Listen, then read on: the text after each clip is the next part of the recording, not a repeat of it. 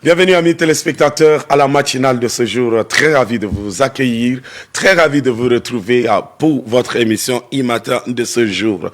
Nous sommes le 4e jour de la semaine et surtout nous sommes le 21 du mois de août. Et vous savez que le mois de août a fait peur aux gens parce que on dit qu'en août la pluie. Mais bon, ça va et on dit alhamdulillah. On ramasse les mains vers le ciel et on bénit Dieu. Nous sommes bien installés. J'espère que vous êtes bien réveillés, confortablement installés et prêts à affronter la journée. N'oubliez pas que chaque fois que le bon Dieu fait lever son soleil de grâce sur nous, c'est une grâce, c'est une opportunité. Mais cette grâce, cette opportunité s'offre à nous avec beaucoup de nouveaux défis, j'allais dire, avec de nouvelles opportunités, mais aussi des possibilités de corriger ce que nous n'avons pas pu faire hier, de corriger ce que nous n'avons pas pu faire avant-hier. Mais sachez que quand on accumule de ce que on n'a pas pu, on ne pourra jamais les retrouver. Installez-vous confortablement. E-matin, c'est parti pour ce jour. Je profite aussi de l'antenne pour souhaiter un prompt rétablissement à mon binôme qui devrait être là, Roms, qui est souffrant couché. Depuis lundi, prompt rétablissement à toi. Que le bon Dieu te relève et surtout rétablis-toi vite, champion. Nous avons besoin de toi. Merci à toute l'équipe technique qui s'est installée déjà et prête à vous servir. L'équipe de la sécurité, l'équipe de la production, l'équipe de la régie, chapeautée par cette belle dame du quartier, pied dans l'eau. Voilà, qui coordonne tout.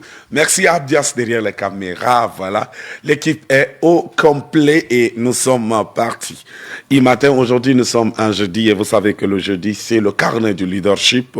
C'est aussi l'héritage politique avec quelques transitions, mais aussi d'une manière exceptionnelle. Aujourd'hui, nous allons recevoir quelques éléments de l'Éconalum, École nationale de louange et de la musique, qui passeront ici nous parler aussi de ce qui se fait et ce qui se passe. Pour vous permettre de tout digérer avant de lancer, retrouvons Robinho de Souza qui ne chante pas pareil.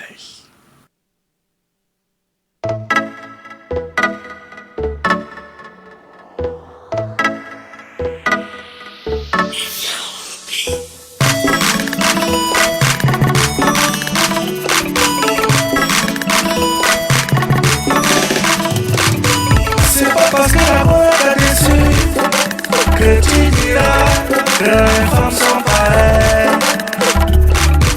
C'est pas parce que le gars t'a déçu, que tu diras que les hommes sont pareils.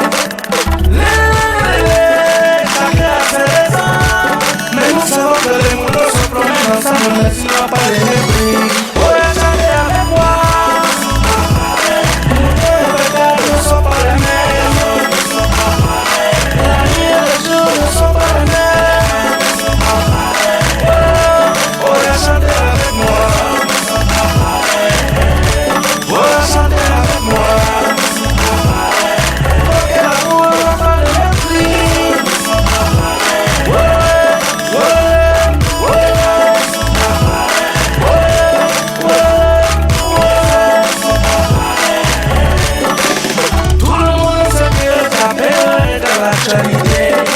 Certains en abusent et d'autres sont sérieux. Mais parfois les sérieux là, en tout cas, c'est largement suffisant pour contenir plusieurs concubines. Tu dis c'est ton cousin danger. Tu dis c'est ta cousine et tu peux plaider la fille. Chacun a ses raisons, mais nous savons que les motos se promènent ensemble, mais tu n'as pas les mépris. Chanter avec moi.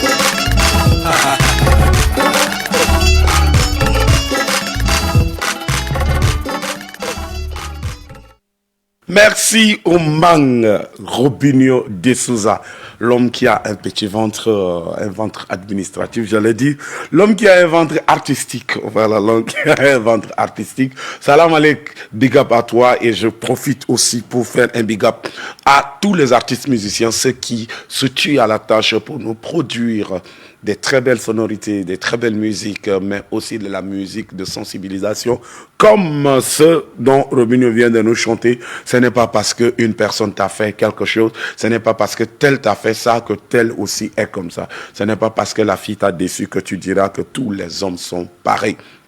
Ou bien toutes les femmes sont pareilles. C'est pas parce que le monsieur est un gigolo que tous les hommes ne sont pas les mêmes. Donc n'oubliez pas qu'il faut toujours traiter les choses cas par cas, comme on le dit. Il faut toujours faire le cas par cas. Merci de nous rappeler de cette très très belle musique. Cette fois-ci, nous repartons de l'autre côté de la régie. Question de retrouver notre rubrique le bien-être.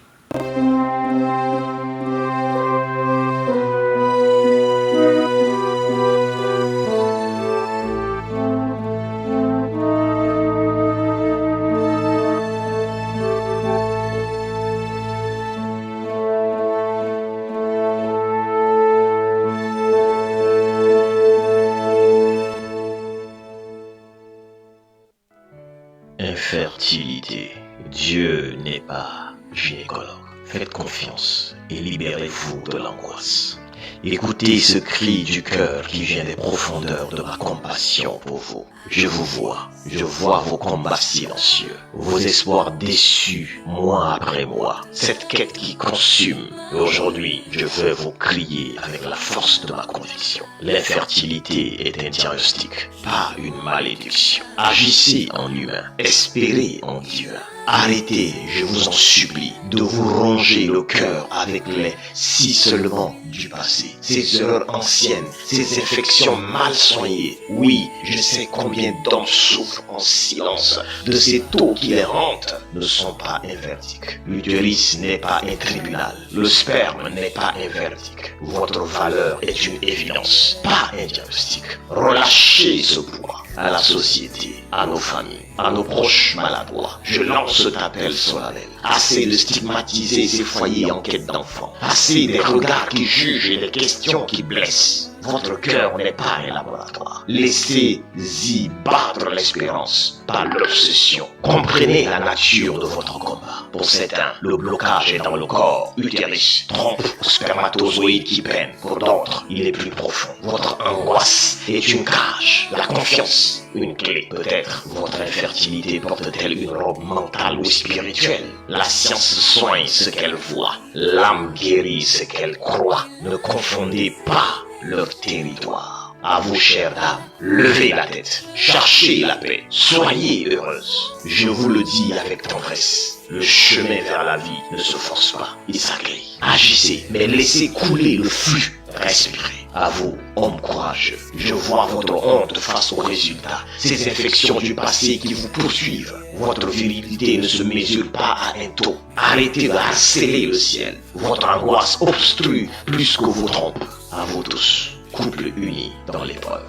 Laissez Dieu être Dieu. Confier son désir au ciel, ce n'est pas renoncer. C'est refuser que l'angoisse envole l'essence. Faites votre chemin sans la tyrannie du résultat.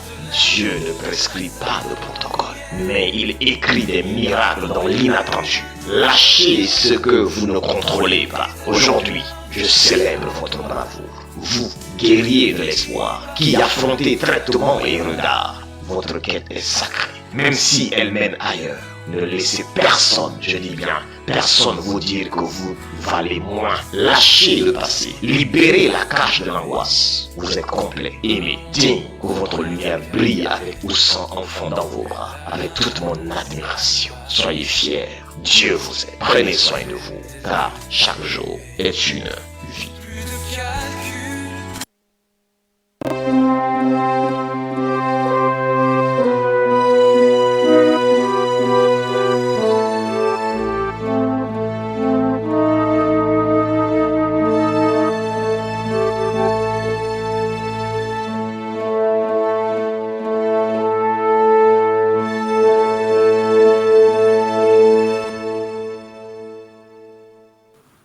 Merci au professeur Mambaye Urupu Jacques pour cette motivamine, pour cet encouragement. Aujourd'hui, cette question d'infertilité, aujourd'hui, cette question d'infécondité, j'y arrive, pose trop de problèmes dans le couple, surtout quand ça vient de la femme.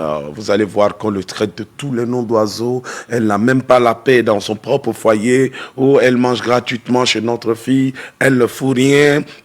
Et voilà, ça crée tellement de problèmes dans le foyer. Et le professeur prend le temps de nous expliquer, mais aussi d'encourager, parce que il a bien stipulé. Ce que j'ai aimé, c'est que celui qui a créé la fertilité n'a pas dit son dernier mot. Alors, beaucoup de courage aux couples qui subissent, ou bien beaucoup de courage aux couples qui traversent des moments difficiles à travers cela, parce que il y en a beaucoup qui font de problèmes, il y en a beaucoup qui souffrent par rapport à ça. Je me rappelle encore d'un couple, 3 ans après leur mariage, les parents de l'homme commençaient à accuser la femme, commençaient à tout faire, commençaient à créer de la zizanie, du problème à la femme, jusqu'au point où ils sont allés au village lui ramener une femme et bouter hors de la maison. La dernière, elle a accepté de partir. Le monsieur et sa nouvelle femme étaient restés pendant 1 an. Rien ne s'est passé. Celle qui est partie a pris le temps de se reconstruire. Elle est tombée dans une relation. 6 mois après, elle tombe enceinte. Alors, après diagnostic, il était question que le problème n'était pas du côté de la femme, mais le problème était du côté de l'homme. L'irréparable était commise. Le mal était déjà fait. Et le monsieur s'en prenait violemment à sa famille en disant « Est-ce que moi, ça m'a gêné? Est-ce que moi, je vous ai dit que ça me gênait que ma femme ne me donne pas d'enfant? Mais tu étais où pendant qu'on t'amenait une autre femme? Tu étais où pendant qu'on renvoyait cette dernière de la maison ?» Donc, vous savez que les médecins aujourd'hui ont toute cette possibilité aussi de prévoir certaines choses. Raison pour laquelle, avant de vous lancer dans le mariage, faites ces tests-là de compatibilité entre l'homme et la femme.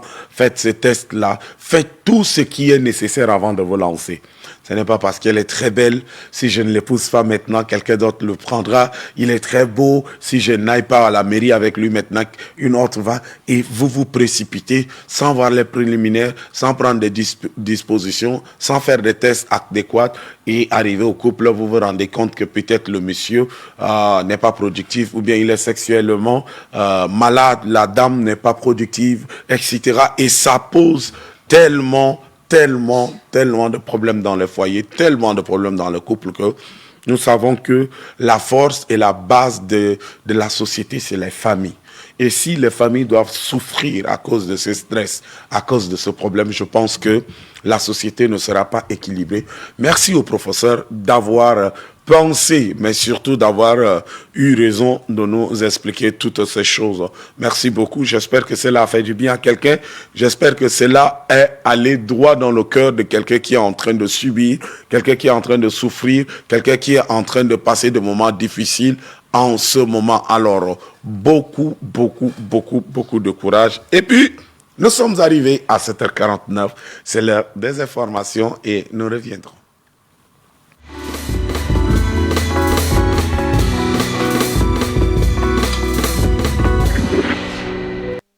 L'éducation est la base de tout développement, dit-on. Un peu partout dans les coins et les coins du pays, l'on assiste à un phénomène préoccupant et alarmant. L'incivisme, le non-respect des lois de la société, le non-respect des personnes âgées par les tout-petits, voire les jeunes qui vont grandissant. Pourtant, le respect des aînés fait partie des valeurs intrinsèques qu'inculquaient les parents aux enfants. Au temps ancien, les parents ont du temps à passer avec les progénitures, à les surveiller avec rigueur dans les processus scolaires et autres choses qu'aujourd'hui semblent échapper à de nombreux parents.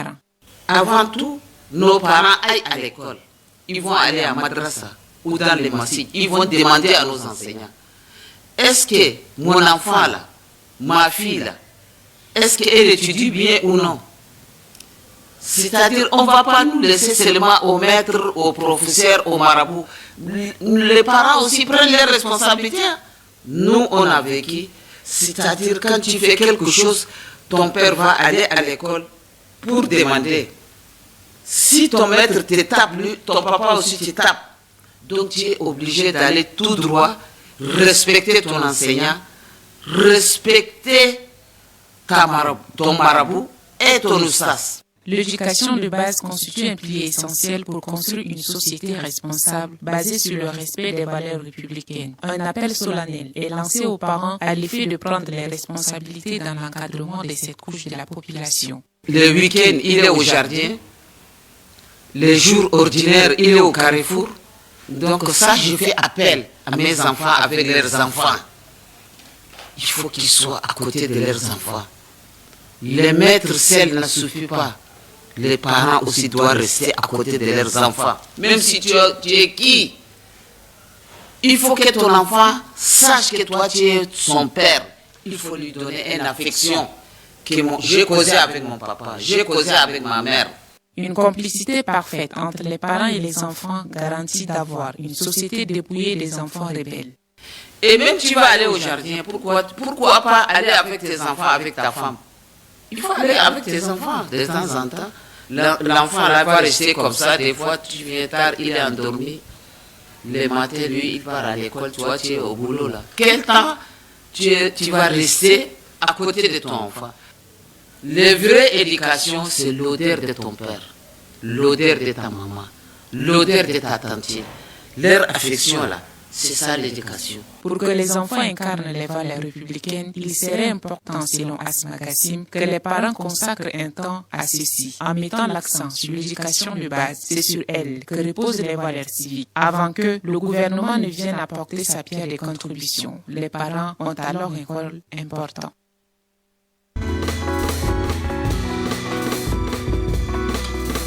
S'inscrivant dans la suite logique de la composante 2 du projet Amélioration de l'apprentissage des jeunes, 24 enseignants et 6 surveillants issus des collèges cibles du projet sont en atelier de renforcement des capacités sur la formation complémentaire. Pour le coordonnateur du consortium composante 2, Mamadou Keïta, cette dynamique vise à contribuer à l'atteinte des objectifs du gouvernement en faveur de l'éducation.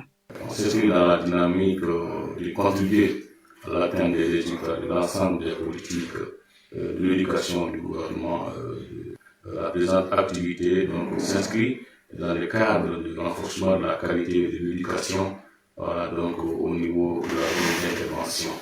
L'occasion est pour moi de remercier tous les partenaires de l'éducation qui nous accompagnent dans ce processus de mise en œuvre. Et voilà, nous comptons sur leur engagement auprès de nous et aussi l'engagement de tous les enseignants. Une initiative saluée par le délégué de l'éducation et de la promotion civique au Logol oriental, Nigidam Tchoingi Robert. En saluant la présence complète des participants, que vous êtes, je vous demande d'être assis, attentifs et surtout disciplinés pour bien suivre les enseignants. Vous demeurez-vous les applaudir. J'ose croire qu'au sortir des 10 jours de formation, vous serez outillés de manière à transmettre des compétences et des connaissances. Au programme de ces 10 jours de formation, les enseignants seront outillés sur plusieurs thèmes liés à la pédagogie de l'enseignement et pour un bon rendement, ajoutés aux exposés débats, des cas pratiques, des exercices de simulation et des ateliers par discipline sont prévus.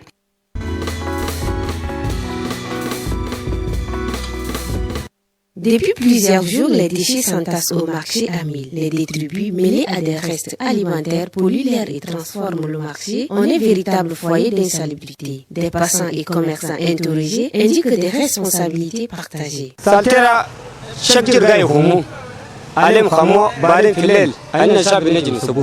La saleté est ramassée chaque jour, mais c'est nous-mêmes, la population, qui revenons la déposer la nuit. Nous sommes tous responsables. Ce n'est pas uniquement le travail de la mairie. De plus, au lieu de jeter les ordures correctement, certaines les déversent en désordre, ce qui bloque toute la route. Et quand on interpelle ces personnes, elles répondent que cela ne nous regarde pas. Pour d'autres, la mairie est directement mise en cause. Elle aurait installé un conteneur à un endroit inapproprié, contribuant à la dégradation de l'environnement immédiat.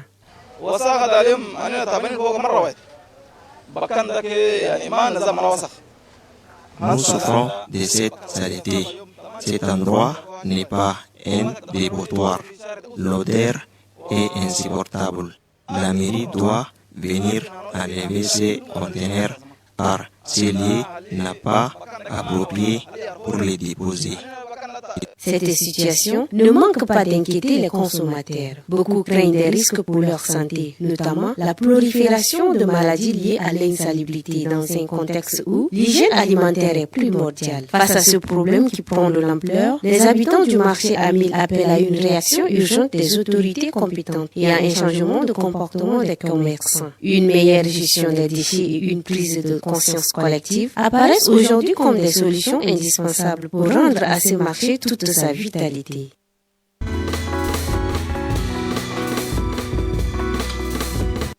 Les accidents de la route sont fréquents en N'Djamena et certains sont mortels. Les motocyclistes et les piétons sont particulièrement vulnérables. La plupart des routes en N'Djamena est envahie par le sable. Le cas de l'avenue Jacques Nadingar dans le 7e arrondissement est parlant. Pour rappel, c'est l'unique avenue qui dessert plusieurs arrondissements, surtout en saison pluvieuse. On y observe une petite monticule de sable occasionnant des accidents de la circulation, surtout les après-midi. En dépit de l'état de dégradation avancée de l'asphalte et en raison du manque d'entretien, le sable occupe une grande partie de la chaussée, obligeant les usagers à se partager l'espace non ensablé. Sans oublier également les nids de poules et les crévassés sur les routes qui entravent la fluidité de la circulation. Les voies de communication dans les zones urbaines ou interurbaines demandent un entretien particulier, car entretenir les routes, c'est contribuer au développement d'un pays.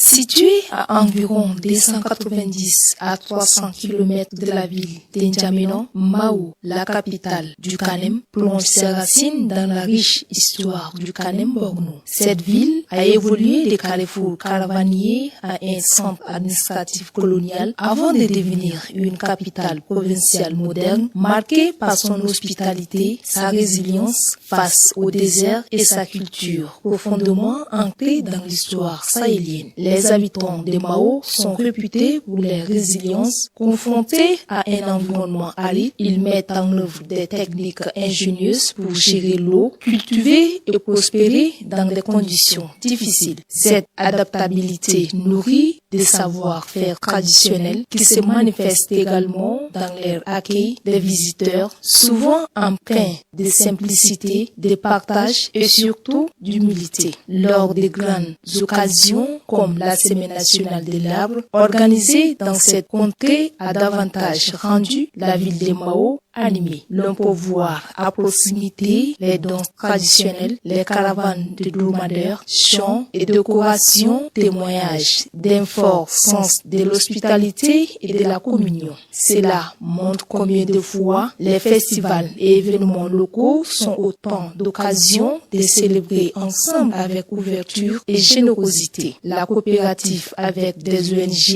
et les efforts conjoints pour améliorer les infrastructures, l'eau, l'hygiène santé illustrent aussi la volonté des habitants de travailler ensemble pour mieux vivre et offrir un environnement plus accueillant. Mao offre une hospitalité sincère, non pas enclin à l'artifice, mais pleinement ancrée dans la culture, la nature et la solidarité. Elle éveille chez les visiteurs une impression d'authenticité profonde et de confort humain rare aujourd'hui. Vous y découvrez des sourires, des échanges vrais et une communauté fière de ses racines.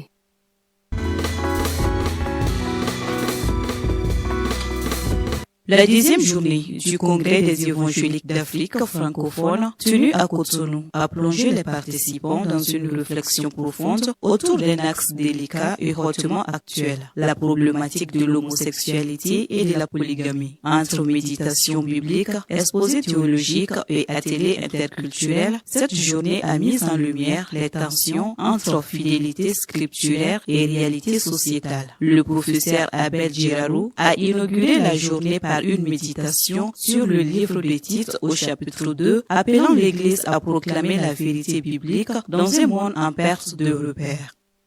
Où se trouve la vérité?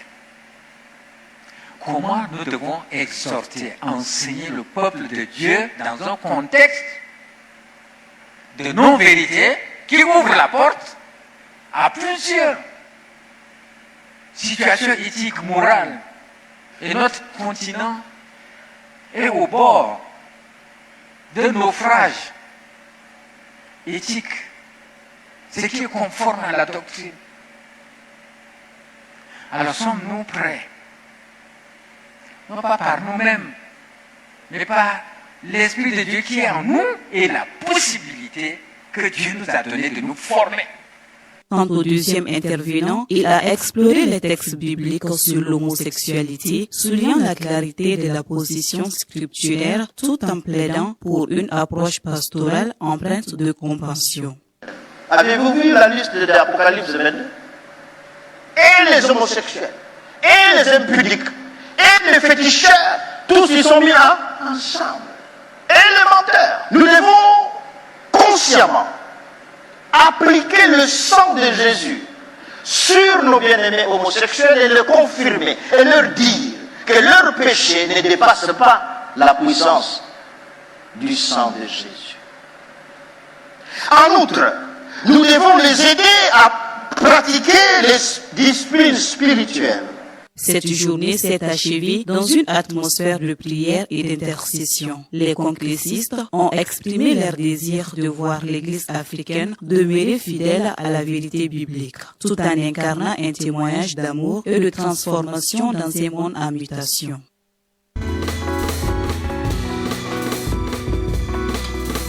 يجد الذكاء الاصطناعي هذه التقنيات الجديدة طريقه إلى جميع مجالات الحياة من الحكومة إلى العديد من المجالات الأخرى. في المدارس يخدم الذكاء الاصطناعي نفسه كأعداد ذات وعود متعددة، فهو يشجع على إنشاء مسارات تعليمية مخصصة مكيفة مع احتياجات الخاصة لكل طالب، مع تحفيز الإبداع وتوفير إجابات آنية لمختلف المخاوف. تمثل هذه جميعها فرصا تمهد الطريق لتحسين كبير في التجربة التعليمية، ومع ذلك تأتي هذه التطورات مصحوبة ببعض الغموض. قد يؤدي الذكاء الاصطناعي المخزي بقواعد بيانات متحيزة أحيانا إلى تفسيرات خاطئة، ويقلل من دور التفاعل البشري في التعلم، كما يخشى البعض من فقدان تدريجي للمهارات المهنية والتربوية للمعلمين. هذا ويصير استخدام الذكاء الاصطناعي أيضا تساؤلات أخلاقية واجتماعية، مراقبة الطلاب وحماية الخصوصية ومسألة الجوهرية المتعلقة بالقيم الإنسانية في ظل التكنولوجيا.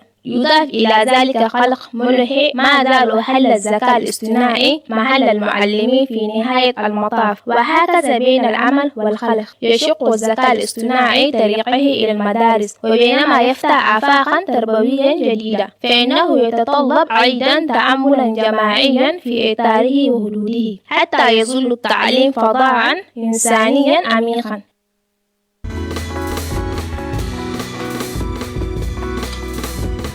Le Tchad est l'un des pays où le cinéma est le moins développé. La série Patata Mère, étant l'une des premières séries tchadiennes, est née d'une idée collective et de la mission de promouvoir le cinéma. Au fil du temps, cette série a fait le tour du Tchad, mais aussi au-delà des frontières, et elle a contribué à la fierté nationale. Il y a plus de 5 ans en arrière, nous avons fait venir ici au Tchad une scénariste de la Côte d'Ivoire, qui nous a produit le scénario. On a retravaillé le scénario et puis nous avons tourné 4 saisons et demie de Patata Mère. C'est ce qui a fait la joie de tous les Tchadiens, même au-delà, n'est-ce pas, de frontières du Tchad. Patate amère, c'est un symbolisme. Vous savez que la patate, du coup, elle est douce, elle n'est pas amère. Mais l'explication derrière ce symbolisme, c'est que c'est les déshydratats de la vie. Selon le coordonnateur de la production de la série, le nom choisi n'est pas anodin, mais revêt un symbolisme qui relève les difficultés de la vie des Tchadiens. Après Patata Mère, une autre série est en cours. Celle-ci met en évidence une famille aisée confrontée à des difficultés sociales et traduit l'évolution du tournage de ce scénario tant attendu. Il s'explique. Patata Mère est la toute première série tchadienne. Et au jour d'aujourd'hui, nous sommes maintenant dans une autre série, une deuxième série qu'on appelle Djaraban. Djaraban qui met, n'est-ce pas, en évidence une famille aisée qui se confronte, n'est-ce pas, au déshydratat, n'est-ce pas, de comment mener une entreprise. Pour le développement de la cinématographie au Tchad, les cinéastes et les autorités en charge de ce domaine devraient envisager d'implanter une école du cinéma, ce qui pourrait dynamiser la culture et l'économie tchadienne. Il va falloir que nous ayons une maison, c'est-à-dire une école qui formerait, n'est-ce pas, des jeunes. Les Tchadiens sont en train de décoller, sont en train de faire des merveilles dans le cinéma, ce n'est pas des talents qui manquent. Donc je crois que autant les gens qui sont intéressés à devenir des acteurs de cinéma, autant les hommes d'affaires d'investir dans le cinéma. Il serait judicieux que les autorités tchadiennes prennent conscience de l'importance du cinéma et investissent dans la construction de salles de cinéma. Cela permettrait de donner un nouvel élan à la création cinématographique locale et de renforcer le rayonnement culturel du pays.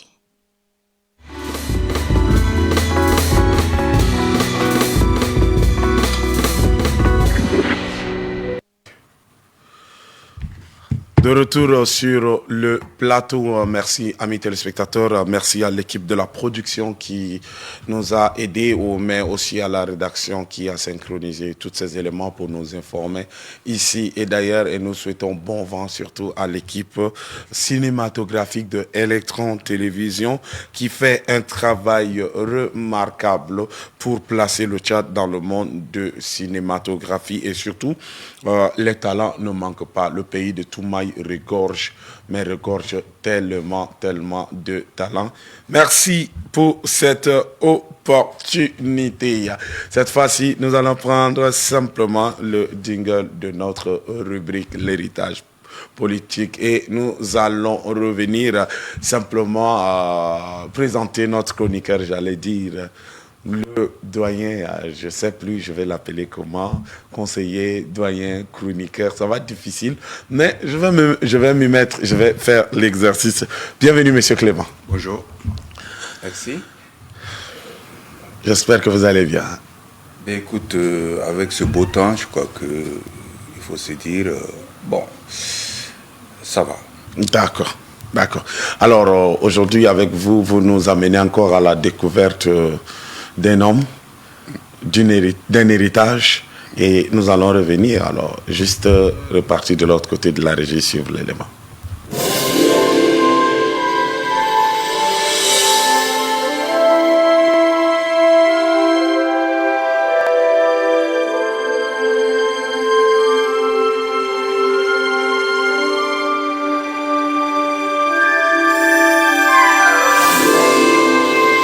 Je m'appelle Ahmed Abdoulaye Hou. Je suis né le 17 septembre 1956 à Biltine, au niveau de Ouadfira. Donc mon père, il est originaire donc, de la région de Moyen-Chari, plus précisément de Corbol, donc c'est dire que je suis d'ethnie Bois. Et ma mère, elle est originaire de Ouadfira, de Biltine. Et j'ai fait mes études primaires, une partie au Bata, donc une partie au Guéra. Et c'est au Guéra que j'ai obtenu mon certificat d'études primaires et je suis entré en 6e à Sar, au collège Charlouanga. Alors vous savez, à l'époque, moi, mon ambition, j'ai voulu vraiment être quelqu'un de l'agriculture. Nous avons bénéficié d'une bourse, donc j'ai fait partie des Tchadiens qui ont bénéficié d'une bourse nationale tunisienne. Et j'ai fait mes études en Tunisie avec une bourse tunisienne complétée par une bourse tchadienne. Parce que souvent en Tunisie, la bourse, le montant de la bourse quand vous étiez en Tunisie est inférieur au montant de la bourse que le Tchad verse à ses étudiants en Tunisie. Donc j'ai fini mes études, j'ai fait l'étude supérieure de gestion, donc j'ai obtenu ma maîtrise donc en gestion des entreprises en 82. Et dès que j'ai obtenu ma maîtrise en 82, j'ai décidé de rentrer au pays pour servir donc mon pays. Donc, je suis arrivé au pays Et là, parce qu'à l'époque, quand on venait intégrer la fonction publique, c'est pas difficile. Vous rentrez des études, vous choisissez le ministère que vous voulez, vous partez prendre service, et après vous constituez votre dossier, vous déposez ça à la fonction publique. Vous rentrez en 82, bon, c'est un peu difficile. J'ai commencé au niveau donc du ministère du Commerce et de l'Industrie, mon stage là-bas.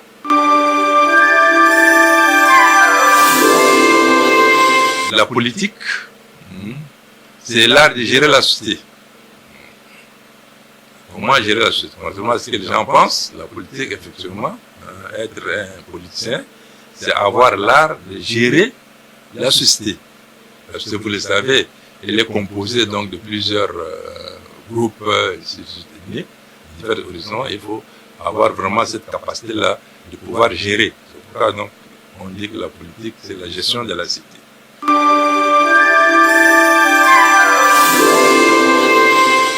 En 90, avec la politique, c'est comme ça que, puisque mon espoir, c'est toujours aider le Tchadien. Alors, comme il faut faire de la politique, c'est ainsi que je me suis engagé à faire de la politique, bien qu'étant travailleur dans le privé. Vous savez, quand vous êtes dans le privé, c'est pas facile de faire régulièrement de la politique, mais j'ai décidé quand même de faire de la politique tout en travaillant dans le privé.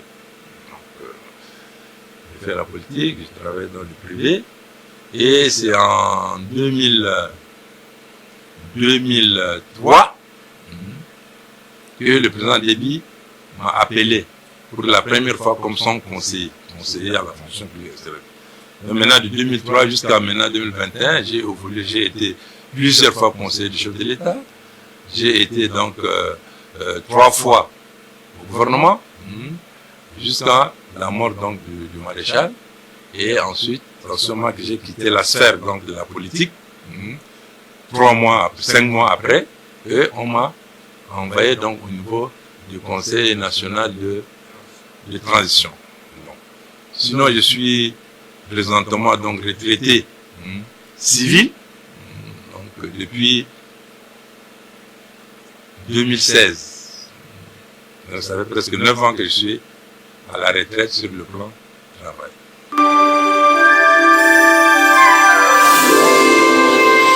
Au départ, personnellement, je ne suis pas destiné pour la politique, parce que quand on étudiait, que ce soit au lycée, à l'université, je suis beaucoup plus défenseur des droits des étudiants. Donc j'ai été président de l'association des étudiants, tout ça, ainsi de suite. Et rentré au pays, j'ai commencé à travailler, et là aussi donc j'ai milité dans un premier temps donc au niveau des droits de l'homme. Donc nous sommes les tout premiers militants des droits de l'homme, à l'époque avec le président John Dang. Donc on a milité, et puis après les droits de l'homme est arrivé donc au niveau de la politique. C'était l'arrivée donc de MPS, vous savez, au niveau du Tchad.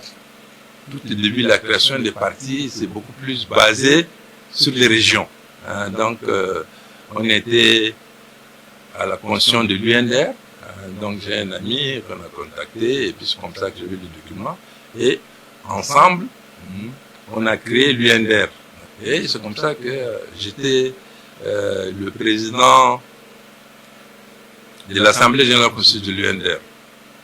Et après, quand on a mis en place le parti, c'était en avril 92, donc immédiatement, j'étais vice-président du bureau provisoire, parce qu'à l'UNDR, quand on a créé le parti, donc on n'a pas désigné directement le président. On a mis en place un bureau provisoire, dirigé par le docteur Ramadan Moïdou, et j'étais son vice-président. Donc on a cheminé de 92 jusqu'en 2001, donc c'est là. À partir de 2002, donc j'ai créé mon propre parti, parce que donc il y a eu divergence donc d'opinion, tout ça par rapport aux élections passées, aux élections à venir, et c'est comme ça que donc j'ai quitté pour créer mon parti, le Parti national pour la démocratie et la République.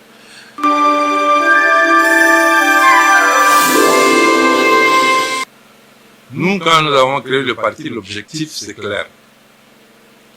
Et Ça se voit même sur la devise de notre parti. D'abord, la justice, la dignité et la liberté. Contrairement à ce qu'on dit, on parle beaucoup de liberté aussi. Bon. Mais tant qu'il n'y a pas de justice, on ne peut pas parler d'autre chose. Parce que nous pensons qu'au niveau de l'Afrique en général, et peut-être au niveau du Tchad, le gros problème, c'est le problème de l'injustice. Donc c'est pourquoi nous luttons et nous voulons nous associer aux autres pour qu'il y ait tout d'abord la justice au niveau du Tchad, au niveau de notre pays. Quand il y a la justice, tout va être... tout le reste là, c'est lié à la justice. D'abord la justice, ensuite la dignité de l'homme. Puisqu'il faudrait que chacun à son niveau, ce qu'il exerce, ce qu'il fait, qu'il soit digne de le faire. On le reconnaît dans cette dignité-là. Même si vous balayez donc la rue, c'est une dignité de le faire. On doit vous considérer. Maintenant, après cela, ça viendra la liberté. Et la liberté également a ses limites. Ce n'est pas parce que tu es libre que tu dis que je vais faire tout ce que je dois faire. Comme disait l'autre, donc la liberté commence de là où finit celle de l'autre. C'est pourquoi donc nous pensons que c'est ça le problème du Tchad, de l'Afrique d'une manière générale. Les Africains ont besoin d'abord de justice. Tant qu'il n'y a pas de justice, tant qu'il y a une injustice, rien ne va marcher. Aujourd'hui, que ce soit en Afrique ou bien au Tchad, les gens ne font pas la politique par conviction. Compte tenu des problèmes que nous connaissons, les gens viennent au niveau d'un parti politique, c'est pour pouvoir peut-être se positionner, avoir donc un accès, parce qu'on estime que quand on fait de la politique, il y a le gain facile, ainsi de suite, tout ça. Ça, c'est un problème. Il faudrait que les gens soient convaincus. Et, ce qui est certain, les jeunes doivent faire de la politique. Ils doivent faire de la politique. Parce que la politique, comme je le disais, c'est la gestion de la cité, et la politique, c'est une vision du futur. On a commencé maintenant, mais quand on dit on ne peut pas s'arrêter, il faudrait que les autres puissent avoir le relais. Nous, quand nous avons créé le parti, nous avons créé le parti, c'est pour la jeunesse. Les gens, ils doivent avoir cette conviction-là. Je fais de la politique, c'est pour qu'il y ait justice. J'encourage vraiment les gens à faire de la politique. Il ne faudrait pas que les gens pensent que, parce que l'idée qu'on a, et qui est toujours entrée dans la tête, c'est cette politique politicienne. Vous savez, en arabe, on dit en politique. Quand on fait de la politique, on dit en politique. Ça veut dire, pour eux, le politicien, c'est un menteur. Le politicien, donc, c'est quelqu'un qui ne dit pas la vérité. Le politicien, c'est celui qui trompe les autres pour se positionner, etc. Moi, je pense qu'il faudrait qu'on note notre idée, qu'on a sur des nouvelles idées. Que la politique, c'est pas pour tromper les gens. Quand on est de la politique, on consacre sa vie pour le bien-être de la population. Quand on fait de la politique, beaucoup de gens pensent qu'on vient faire de la politique. Non, non, non. En faisant de la politique, vous n'allez jamais être riche. Si vous voulez être riche, allez-y faire des affaires, plutôt que de faire de la politique. La politique, ça vaut au pays, au Tchad, bon, nous sommes pauvres. C'est pourquoi les gens viennent vers la politique, et c'est la raison pour laquelle quand les gens adhèrent dans un parti politique, ils ne viennent pas avec l'idée de dire qu'est-ce que je peux faire pour le parti, qu'est-ce que je peux faire pour que la situation des uns et des autres puisse s'améliorer. Mais il vient, qu'est-ce que le parti peut faire pour moi? Est-ce que le parti va me positionner? Est-ce que... Et il faudrait vraiment qu'on se libère de ça. Et c'est la politique, c'est la gestion de la société. Les gens doivent vraiment donc le faire pour le bien-être de leur population.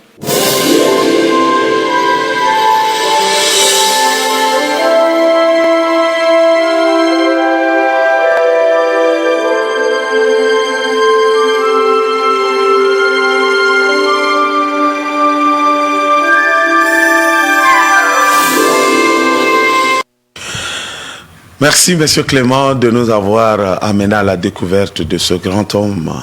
Qu'est-ce qu'on peut dire encore de plus ou qu'est-ce qu'on peut encore ajouter de plus? En fait, ce que je voudrais dire ici, vous savez, il a dit qu'il est à la base un financier.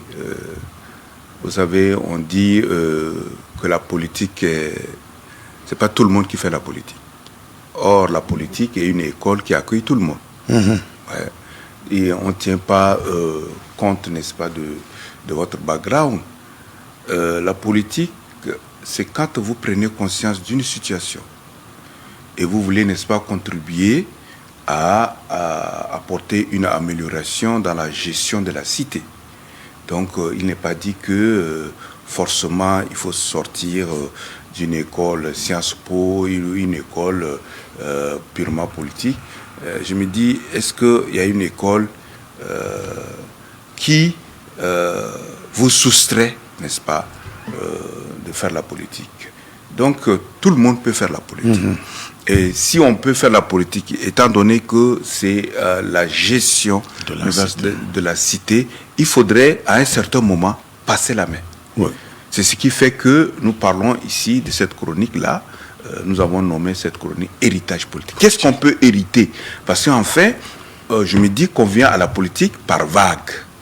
Nous avons les dévanciers, nous avons les milieucistes, et nous avons les arrivistes. Voyez-vous? Donc, lorsque vous prenez conscience qu'il y a quelque chose à changer, que la politique n'est pas bien menée, mais il va falloir que vous puissiez, il ne faut pas faire comme nos anciens parents qui sont morts avec tout ce qu'ils savaient. Voyez-vous? Donc, il faut passer la main. Il faudrait déjà, comme un livre le dit, instruire l'enfant de manière à ce que, lorsqu'il sera grand, qu'il ne s'en détrompe pas. Donc, moi, je crois que c'est tirer un peu de cette base-là. Il ne faudrait pas se cramponner à la politique. Vous êtes à la politique, vous ne voulez pas faire la place aux autres, et puis vous mourrez dans la politique sans pour autant laisser des traces ou alors laisser un héritage. Ça, c'est quand même un mal pour la société. Merci beaucoup. Faisons de la politique de sorte à gouverner et à gérer la cité, mais aussi arriver à un moment de passer la main à la jeune génération, parce que tout doit être accompagné de la relève, n'est-ce pas, doyen? Oui, tout à fait. Tout à fait. Sinon, ça signifie qu'on coupe le pont entre la manière de gérer d'une manière ancienne et la manière de gérer. Vous savez, la mentalité change. Oui, oui. Lorsque vous avez géré depuis les indépendants jusqu'à maintenant, ce n'est pas la même société, parce que la société a évolué et, n'est-ce pas, des exigences changent. Oui. Voyez-vous, oui. La technique ou alors les stratégies d'approche changent. La jeune génération rêve. Vous parlez maintenant de l'intelligence artificielle. Mais, par exemple, au sortir de l'indépendance, on ne savait même pas ce que c'est le téléphone. Justement. Donc, la société a tellement évolué, et lorsque vous avez soif d'un changement, vous avez soif de la bonne gestion de la société, mais évidemment, vous devrez, n'est-ce pas, passer cette science, cet art de gérer la société, n'est-ce pas, à la jeune génération qui est beaucoup plus outillée que vous. Merci doyen, merci conseiller. C'est à moi de vous remercier. L'élément était déjà très instructif, plus les éléments que vous avez apportés. Merci beaucoup. C'est à moi de vous remercier. Je vais vous raccompagner simplement avec le carnet du leadership.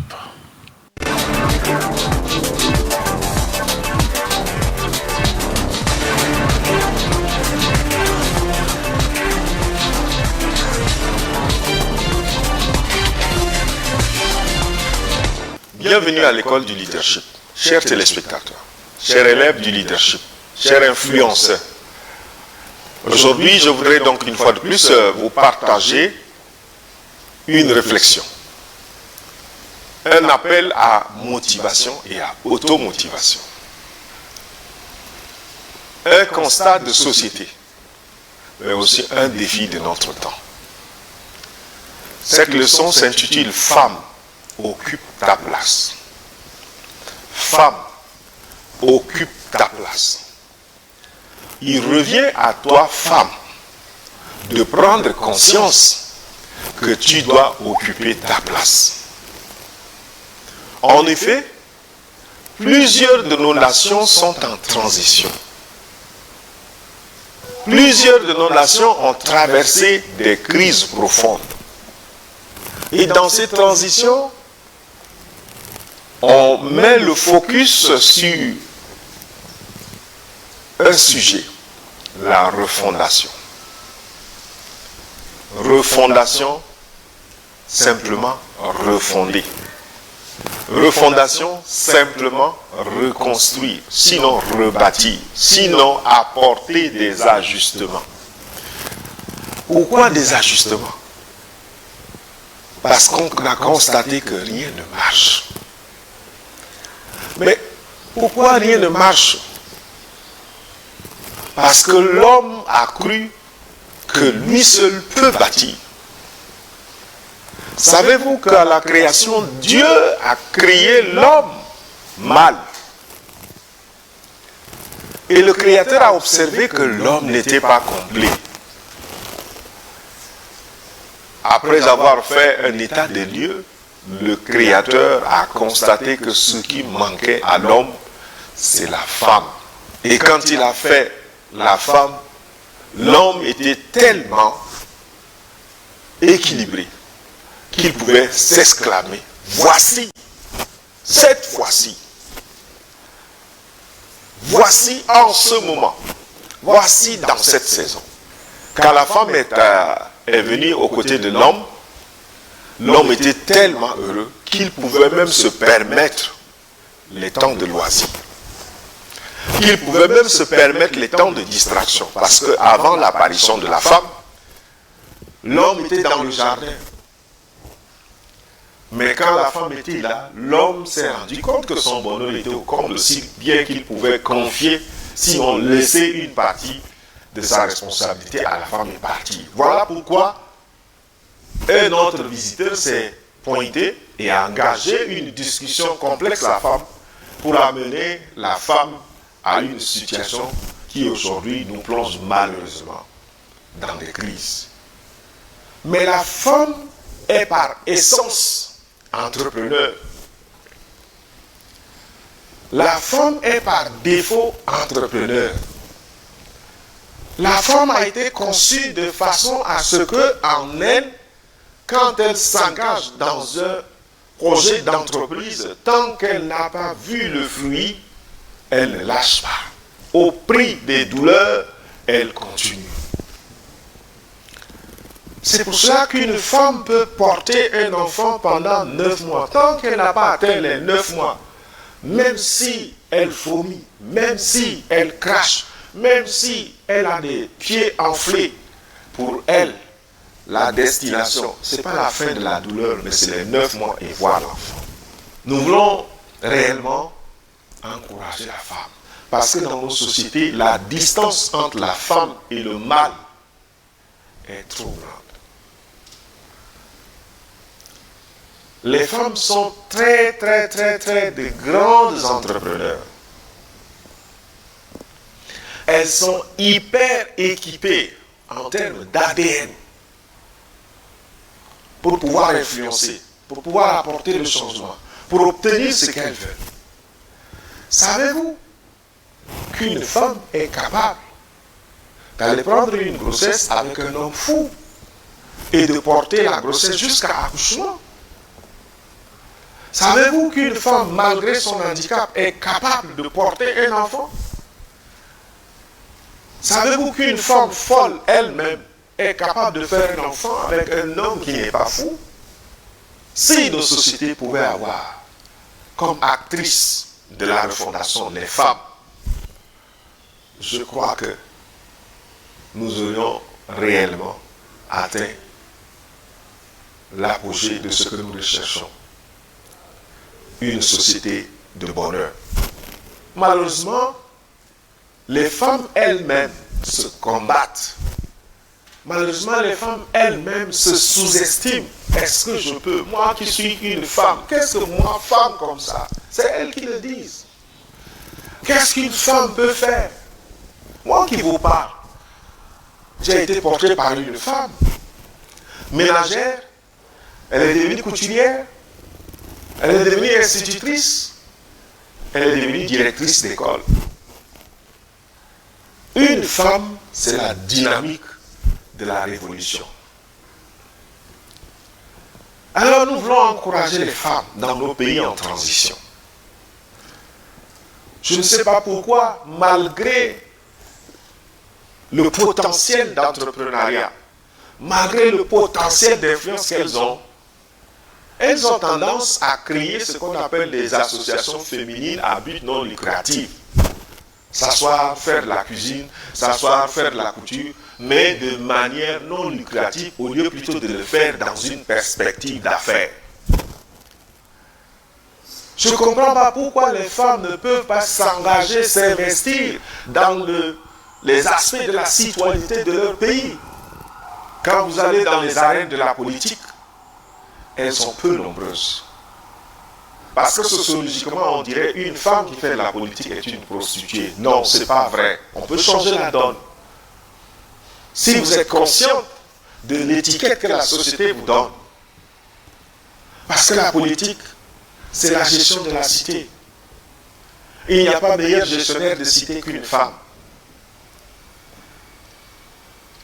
Mais vous n'êtes pas là dans l'arène politique. Pourquoi? Vous n'êtes pas là où on a besoin de vous pour entendre vos voix. Et souvent, on a tendance à décider à votre place. Nos pays en transition sont en train de remodeler leur constitution. Et en prenant le cas du Tchad, pour les prochaines élections législatives et locales, il est fait obligation aux partis politiques de produire une liste avec au minimum 30% de femmes. Mais s'il n'y a pas de femmes au sein des partis politiques, où est-ce qu'on va aller puiser? Et si on va puiser simplement par formalisme, parce qu'il n'y en a pas celles qui sont réellement dynamiquement engagées en politique, pour quel résultat? Quand à l'échelon départemental, on aura un siège, si dans ce département il y a 10 partis, s'il n'y a pas abondamment de femmes, comme les statistiques de la nation le disent, comment ferons-nous pour que la seule femme dans un parti politique sur les 10 puisse monter au sommet? Il est important que les femmes s'engagent. Maman, encouragez vos jeunes filles. Engagez-vous dans la politique. Oui, c'est un encouragement qui peut vous tiquer, qui peut vous choquer, parce qu'on a donné à la politique une connotation négative. Je ne suis pas ici pour vous parler de quel parti il faut y aller. Je veux simplement vous engager à discerner et à vous engager. Parce que nos sociétés seraient heureuses si les femmes s'engagent. Savez-vous que les entreprises les plus prospères sont celles qui sont dirigées par les femmes? Savez-vous que les révolutions sociales qui ont marché ont été toujours celles portées par les femmes? La femme, elle, a l'essence de la vie. Si bien qu'une femme consciente, engagée, c'est une diffuseur de vie. Je voudrais particulièrement m'adresser aux femmes qui sont dans des positions de responsabilité. Si vous avez pu arriver au sommet, je pense qu'il vous revient le devoir de montrer le chemin aux autres.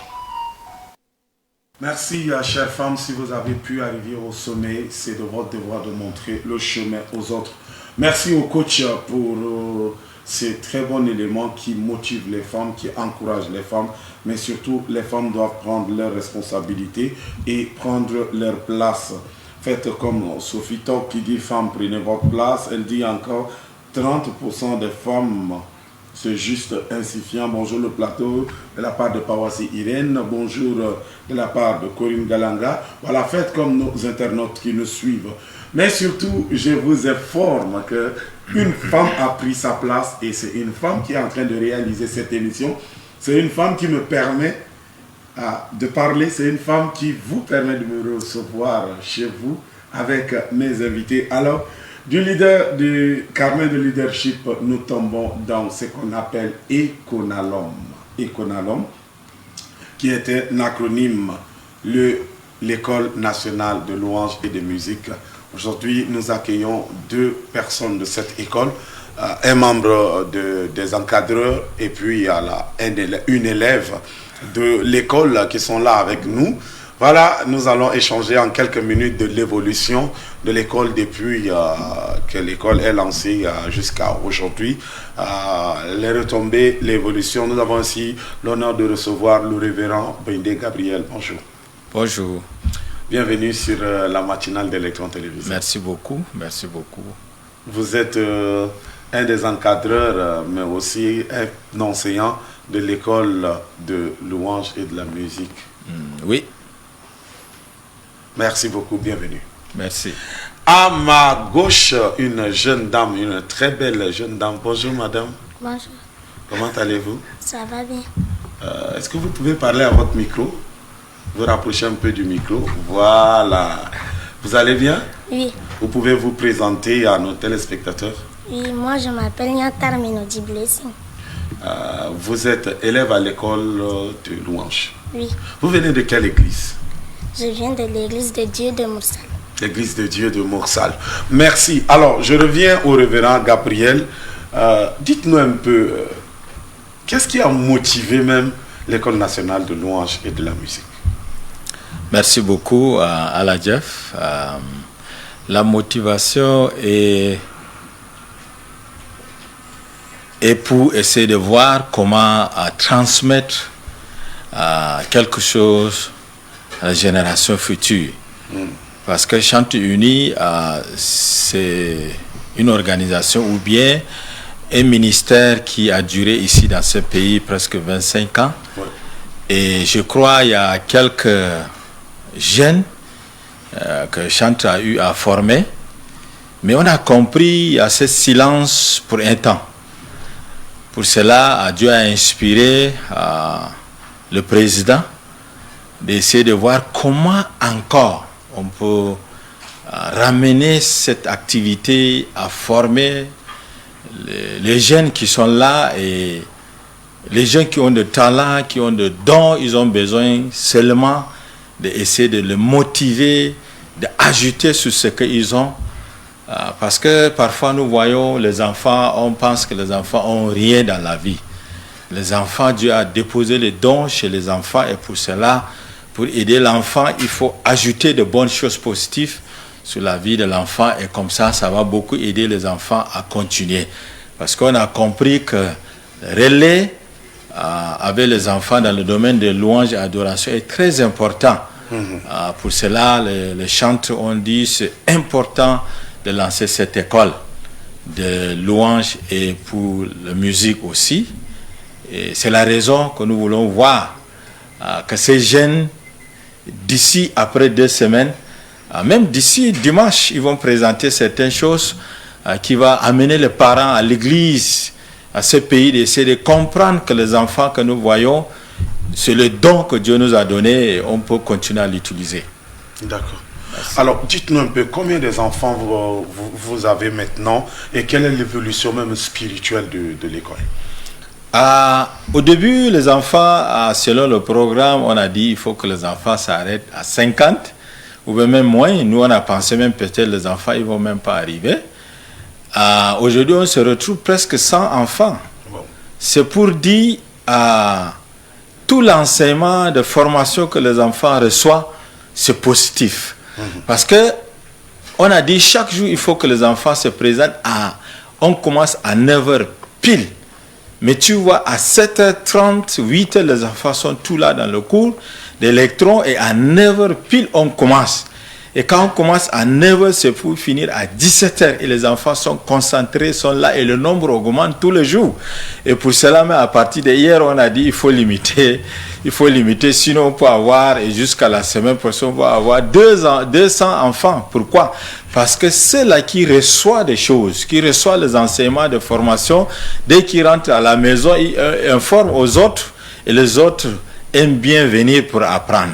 Je crois que c'est ça le côté positif de cette formation. D'accord. Alors, de l'encadrement, nous revenons aux participants à Melody Blessing. Alors, comment tu trouves l'école de louange? L'école de louange, c'est un endroit pour apprendre. Tu peux parler un peu à haute voix? L'école de louange, c'est là où on apprend. Et qu'est-ce que vous apprenez à l'école de louange? Moi, beaucoup plus dans l'école de louange, c'est la partie de l'enseignement. Les enseignements. D'accord. Tu peux nous rappeler en quelques mots ce que tu as appris depuis l'école. Quels sont les enseignements que tu as reçus et qu'est-ce que tu as retenu jusqu'à là? L'enseignement de l'obéissance. L'obéissance. D'accord. Alors, l'obéissance te dit quoi déjà? L'obéissance me dit de respecter mes parents et d'écouter ce qu'on me dit. D'accord. Alors, techniquement, tu es dans quel atelier? Tu apprends quoi en dehors des enseignements spirituels? Je suis dans l'atelier vocal. Dans l'atelier vocal. Qui est votre formateur? C'est le formateur Ludovic. Formateur Ludovic. Tu peux nous chanter un chant que vous chantez dans votre atelier vocal? Oui. Vas-y. L'amour de Dieu est grand comme ça, est grand comme ça, est grand comme ça. Il est pour toi, il est pour moi. Alléluia.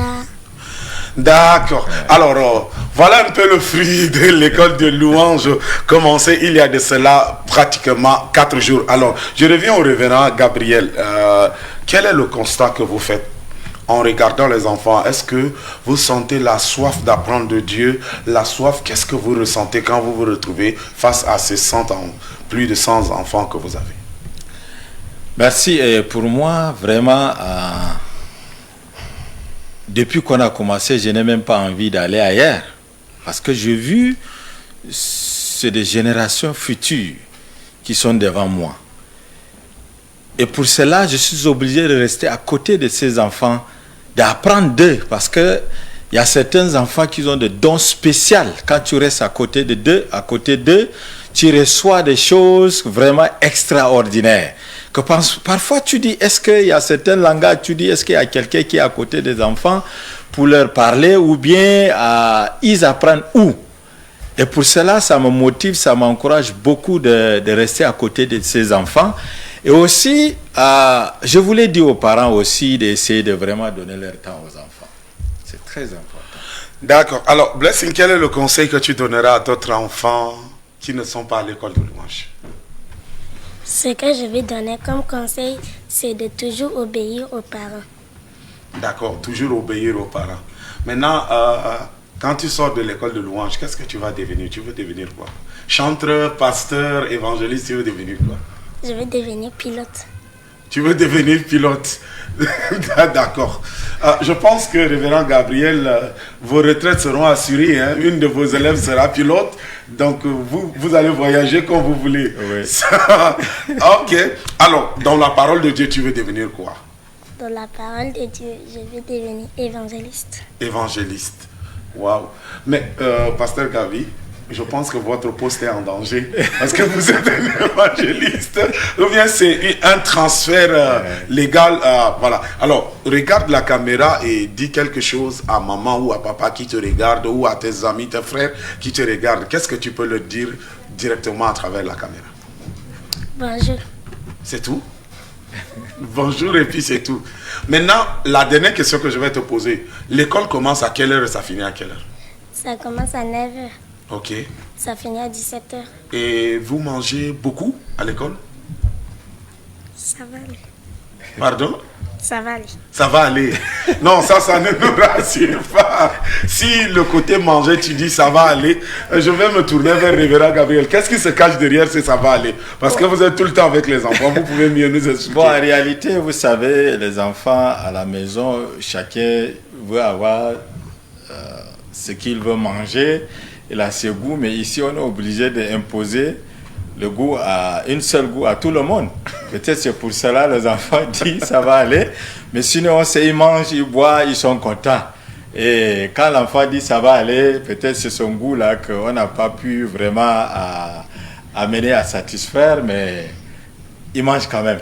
Merci beaucoup à Sophie Tok qui dit merci Blessing. Il y a une téléspectatrice qui te dit merci.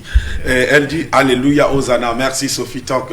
Vous êtes une téléspectatrice, mais une fidèle téléspectatrice. Alors, merci Révérend Gabriel d'être passé. Beaucoup, merci Blessing. Nous allons vous raccompagner avec mon rêve pour le Tchad de demain et nous allons recevoir encore une seconde vague pour clôturer l'émission.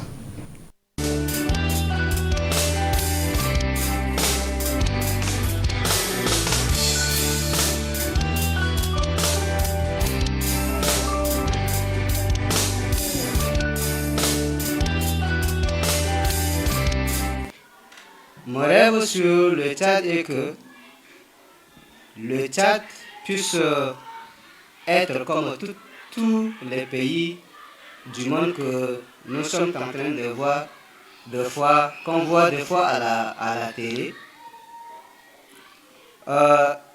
Nous voulons que le Tchad soit avancé en éducation, en santé, et bien d'autres. Mon rêve est que l'État prend sur l'enseignant, celui du ministère de la Santé, et pourquoi pas le sport. Maintenant, le Tchad va jouer Coupe d'Afrique, Coupe du Monde. C'est mon plaisir. Je voudrais que ça, c'est un changement déjà. C'est ça mon rêve. Mon rêve dans l'avenir est de voir le Tchad changer. Nous avons besoin de changement pour qu'il y ait la paix et la cohabitation pacifique entre les fils et les filles du Tchad. Et nous demandons également que le gouvernement pense au système éducatif tchadien, puisque nous sommes en train de former les futurs cadres de demain. Mon rêve pour le Tchad de demain, que le Tchad puisse imbiber dans la paix. Parce que la base d'un développement dans un pays, c'est la paix. Si nous n'avons pas la paix, nous ne pouvons pas espérer avoir un bon pays pour pouvoir sortir et revenir comme nous l'espérons. Que le Tchad soit un pays de paix. Mon rêve pour le Tchad de demain est que le Tchad soit un pays prospère par la volonté de Dieu et que le reste, c'est Dieu qui avait donné ce pays comme tout autre pays dans le monde. Et la sécurité, la paix, ça relève de la compétence de l'Éternel. Donc à ce niveau, c'est l'Éternel seul qui peut nous sécuriser. Mon rêve est que le Tchad soit dans le premier rang au monde pour la paix, la sécurité et pour la santé. Pour le Tchad de demain, j'aimerais que les parents puissent, d'une manière ou d'une autre, éduquer les enfants afin que les enfants puissent rester à la maison, quel que soit leur comportement, que les parents arrivent à les éduquer, qu'ils les gardent à la maison, non les chasser pour qu'ils puissent être dehors comme aujourd'hui.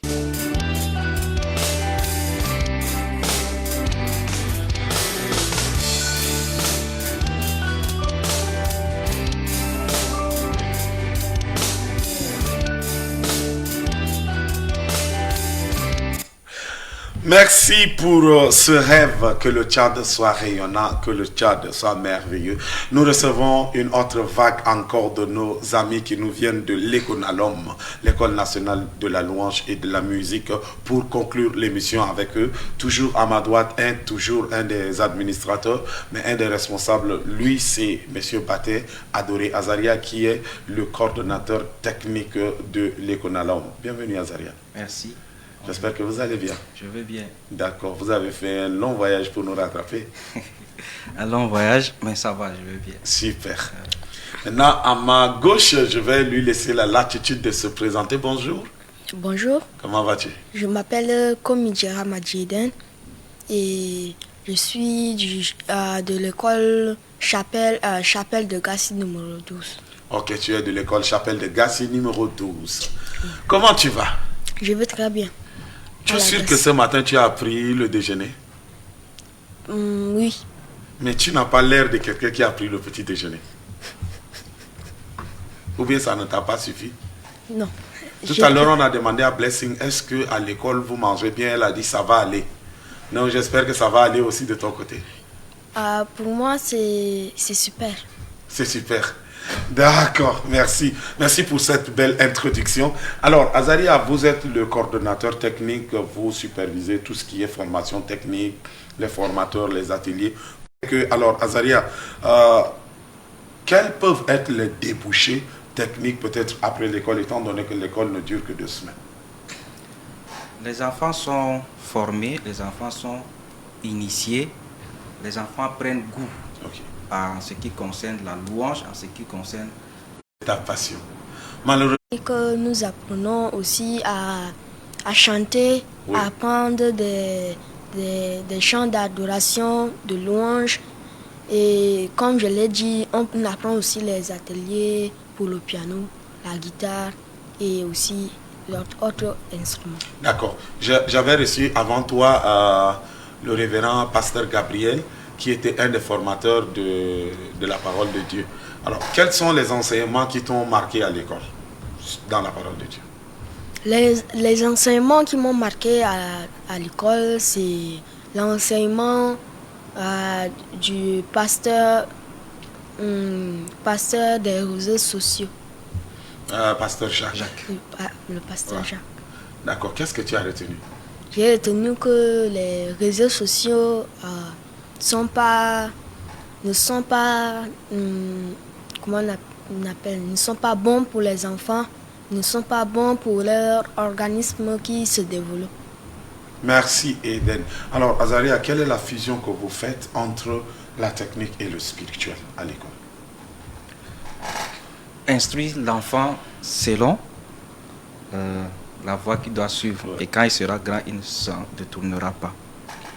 Nous instruisons les enfants selon la voie de l'Éternel, mais au-delà, nous donnons aussi l'instrument technique. Donc, dans le livre de Chroniques, la Bible parle des Kenyaniens qui est chef de musique parce qu'il était expert en la matière. Donc, pour être expert en la matière, nous avons besoin de donner goût. Nous avons besoin que les enfants prennent le côté musical, mais aussi le côté spirituel. C'est pour cela que nous avons d'un côté la formation spirituelle avec des différents sujets tous les matins et aussi les après-midi, mais aussi l'aspect technique. Donc, nous prenons ces deux pour ne pas que les enfants soient outillés techniquement et moins spirituellement, ou que les enfants soient outillés spirituellement et soient dans le manque techniquement. Donc, nous sommes entre ces deux bords pour que les enfants aient le juste milieu.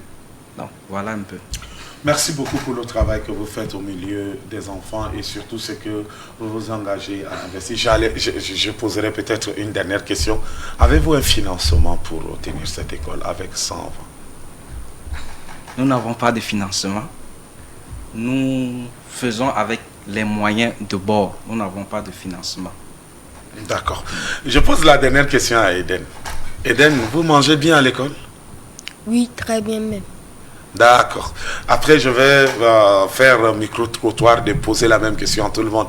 J'espère que tes enfants, tes amis ne vont pas te couper le cou quand tu dis vous mangez très bien. Merci Azaria d'être passé. Merci à vous. Merci Eden d'être passé. Merci aussi à vous. Merci amis téléspectateurs, nous sommes arrivés à la fin de e-matin de ce jour. Merci à toute l'équipe technique, merci à Dina Love, merci à Nabi Malachi, merci à toute l'équipe constituée de Mugabe Bogel, merci au cadre Abdias, merci à nos régisseurs, Madame Ruth et Djamit, merci à toute l'équipe, merci aussi à la diffusion, les hommes d'en haut, voilà, ceux qui diffusent, qui nous envoient chez vous, merci pour tout. Nous sommes arrivés à la fin et nous voulons simplement vous encourager à travailler pour notre chère patrie, le Tchad. Quant à moi, je vous donne rendez-vous demain encore pour un autre numéro de e-matin. Au revoir.